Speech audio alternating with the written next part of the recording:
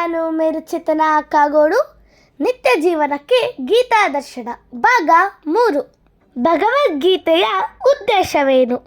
ಶ್ರೀಕೃಷ್ಣನ ಸಂಗಾತಿಯಾಗಿ ಅರ್ಜುನನು ಎಲ್ಲ ಅಜ್ಞಾನವನ್ನು ಮೀರಿದ್ದವನು. ಆದರೆ ಕುರುಕ್ಷೇತ್ರದ ರಣಭೂಮಿಯಲ್ಲಿ ಆತನಿಗೆ ಅಜ್ಞಾನ ಕವಿಯಿದ್ದು ಮುಂದಿನ ಪೀಳಿಗೆಗಳ ಮನುಷ್ಯರ ಒಳಿತಿಗಾಗಿ ಮತ್ತು ಅವರ ಬದುಕಿನ ಯೋಜನೆಯನ್ನು ರೂಪಿಸಿಕೊಳ್ಳಲಿಕ್ಕಾಗಿ ಶ್ರೀಕೃಷ್ಣನು ಬದುಕಿನ ಸಮಸ್ಯೆಗಳನ್ನು ಕುರಿತು ವಿವರಿಸಲೆಂದು ಅರ್ಜುನನು ಅವನನ್ನು ಪ್ರಶ್ನಿಸುವುದೇ ಇದರ ಉದ್ದೇಶವಾಗಿತ್ತು. ಆಗ ಜನರು ಅದರಂತೆಯೇ ನಡೆದು ಮಾನವ ಜೀವನದ ಧ್ಯೇಯವನ್ನು ಪರಿಪೂರ್ಣಗೊಳಿಸಿಕೊಳ್ಳಬಹುದು ಎಂಬುದೇ ಭಗವದ್ಗೀತೆಯ ಉದ್ದೇಶ. ಧನ್ಯವಾದಗಳು.